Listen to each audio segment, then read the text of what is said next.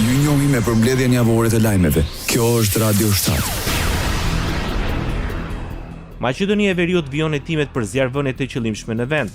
Autoritetet thonë se kanë gjurmë ose persona të dyshuar që sipas pretendimeve qëndrojnë pas serisë së zjarreve në vend me thekse veçantë në kryeqytet gjatë periudhës së kaluar.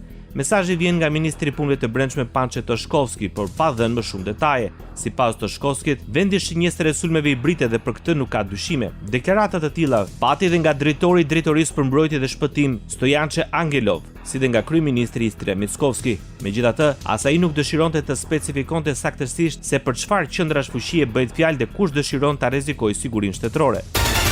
Ministri i Punëve të Brendshme i Maqedonisë së Veriut Pançe Toshkovski paralajmëroi se bota po përballet me kërcënime tradicionale, por edhe me luftra kibernetike. Jemi në një moment vendimtar të historisë kur sfidat e sigurisë nuk kufizohen më vetëm me kërcënime tradicionale, siç është krimi organizuar, tregtia me drogë dhe korrupsioni, por janë të ndërthurura në rreziqe të reja dhe më komplekse, theksoi ministri i Punëve të Brendshme në hapjen e konferencës së Degës Europiane të Asociacionit të Akademisë Kombëtare të Byros Federale për Hetime mbajtur në Shkup. Vështirësohen fluturimet në aeroportin e Shkupit. Njoftohet prishja e radarit të vetëm funksional në kontrollin e fluturimit të navigacionit ajror të Maqedonisë në aeroportin e Shkupit, njoftojnë mediat maqedonase. Kjo do të thotë se kontrollorët e fluturimit nuk mund të shohin avionet në lartësi të ulët gjatë procesit të uljes. Deri në riparimin e defektit, kontrollorët do të duhet të ulin avionët një nga një. Nëse ndodh të ketë disa avion për ulje në të njëjtën kohë, ata do të duhet të qëndrojnë pak në ajër derisa të ulet ai që është përpara tyre. Lajmin e ka konfirmuar dhe drejtori i navigacionit në Maqedoninë e Veriut, Vladimir Isteski, duke theksuar se puna vazhdon normalisht, por me ritme më të ngadalshëm. Politik. Në prag të zgjedhjeve vendore rritet përplasje ndërmjet koalicionit qeverisës Vlen dhe opozitares shqiptare drejtuar nga BDI. Në një kumtesë për mediat, Vlen kritikohet se hesht për nismën e VMRO-s në gjykatën kushtetuese kundër ligjit për gjuhën shqipe dhe heqjen e balancuesit si mekanizëm mbrojtjes për përfaqësim të drejtë administrat. Kritikat ndaj Vlen vijojnë dhe me heshtjen pas hapjes së debatit mbi shfuqizimin e votimit me Badenter në Kuvendin e Maqedonisë së Veriut. Apeli i BDI-s është se shqiptarët meritojnë të kenë përfaqësues të lirë, të denjtë dhe të pathyeshëm dhe jo krijesa politike artificiale. Nga koalicioni Vlen paralajmërojnë se bashkëpunimi Taravari Sela Ahmeti është mashtrimi më i madh politik. Për koalicionin qeverisës në Republikën e Maqedonisë së Veriut, çdo komunë në vend e drejtuar nga BDI është në 4 orë. Në kumtesën e Vlen thuhet se patriotizmi i tyre është si tenxheria bosh që bën zhurmë, por brenda nuk ka asgjë. Opozita shqiptare në Maqedoninë e Veriut kritikon shumicën në pushtet për mos zbatimin e uniformave dygjuhëshe, pjesë e marrëveshjes së ORE dhe me ligjin për përdorimin e gjuhëve, ndërsa kërkoi tërheqjen e menjëhershme të këtij vendimi. Alianca për shqiptarët deklaroi se përmes tij del në pa diskriminimi institucional ndaj shqiptarëve. Kur ligji urdhëron dy gjuhësi, ndërsa qeveria imponon një gjuhësi, kjo është dëshmi se partitë shqiptare në pushtet kanë humbur çdo sovranitet politik dhe janë shndruar në pasqyrë të interesave të VMRO-DPMNE-s, thonë nga Alianca për shqiptarët. Zëvendës kryeministri i Maqedonisë së Veriut premton zgjidhje të çështjes së mbishkrimit të uniformave në dy gjuhë. Izet Mexhiti deklaroi se duke u bazuar në ligjin për përdorimin e gjuhëve, emblemat e policisë do të jenë në dy gjuhë në komunat që parashikohet me ligj. Në komunat ku janë me shumicë shqiptarët, duhet të përdoret dygjuhësia, siç përdoret tek zjarr fikse dhe shëndetësia. Bexha do të jenë në dy gjuhë, tha zëvendës kryeministri Izet Mexhiti. Sipas ministrit të Brendshëm Pançe Toshkovski, prokurimi publik për mbishkrimet nëpër uniformat e policisë është bërë në përputhje me ligjin përkatësisht rregulloren e sjell nga viti 2018.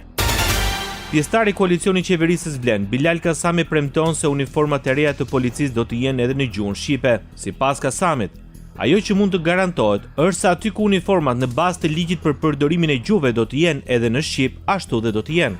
Jemi në komunikim me Ministrinë e Punëve të Brendshme. Ajo që mund të garantojmë që edhe në këtë rast do të respektohet ligji dhe aty ku uniformat në bazë të ligjit për përdorimin e gjuhëve do të jenë edhe në gjuhën shqipe, sigurisht që do të jenë edhe në gjuhën shqipe. Sociale.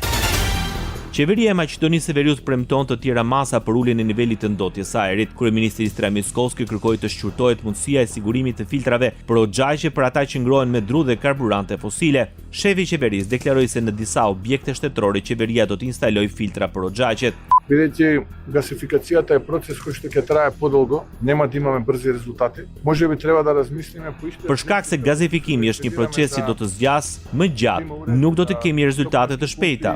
Ndoshta do të duhet të mendojmë që me të njëjtin parim që subvencionojmë për kondicioner, pompa termike dhe për subvencionim të faturave për familjet me gjendje të rënduar sociale, 5.000 deri në 10.000 familjarëve do të sigurojnë filtra për oxhak, ata që përdorin lëndë fosile respektivisht dru. Ditëve të fundit kam punuar personalisht me këtë problem dhe shoh që një pjesë e madhe e qyteteve në atë mënyrë kanë ulur ndotjen. Në parim kush arrini pari shërbeti pari. Ne si qeveri, përafërsisht kemi lokalizuar me këshilltarin tim në kabinet, koleg në fakultet, bartës liste për qytetin e Shkupit rreth 500 objekte shtetërore që gjithashtu përdorin lëndë fosile ose dru. Të shohim që dhe ne si qeveri të jemi proaktiv dhe të instalojmë filtra, duke synuar që të ulim ndotjen. Кои што исто така користат фосилни горива или дрва, па да видиме и таму ние како влада да бидеме проактивни да инсталираме филтри со што би го намалиле загадувањето. Tha mes të tjera kryeministri i Maqedonisë së Veriut Histria Mickovski.